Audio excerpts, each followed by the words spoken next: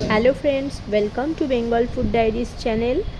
আজ চলে এলাম অনেকেরই বিশেষ পছন্দের চিলি চিকেন রেসিপি নিয়ে। ভিডিওটা শেষ পর্যন্ত দেখবেন, ভালো লাগলে আমার চ্যানেলটিকে সাবস্ক্রাইব করে আমাকে সাপোর্ট করবেন।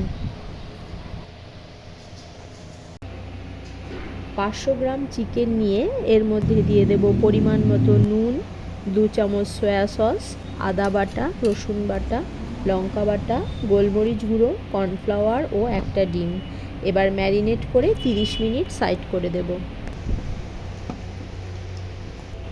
কড়াইয়ে পরিমাণ মতো সাদা তেল দিয়ে গরম হলে চিকেনের টুকরো একে একে দিতে থাকবো।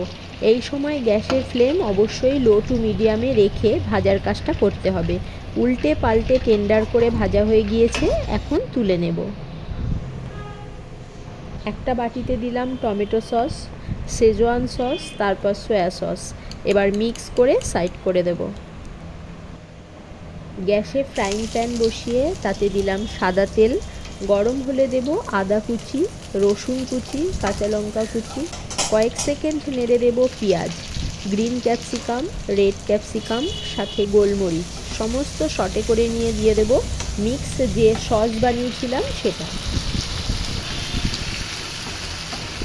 এখন নেড়ে চেড়ে মিশিয়ে দেব। তারপর সসের বাটিটা ধুয়ে কিছুটা জল দিয়ে সাথে দেব কর্ন স্লারি।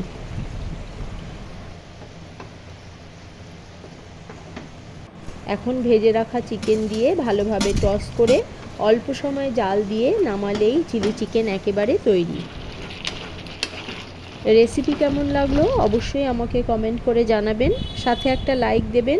আবার দেখা হবে নেক্সট পর্বে। ভালো থাকবেন, সাথে থাকবেন।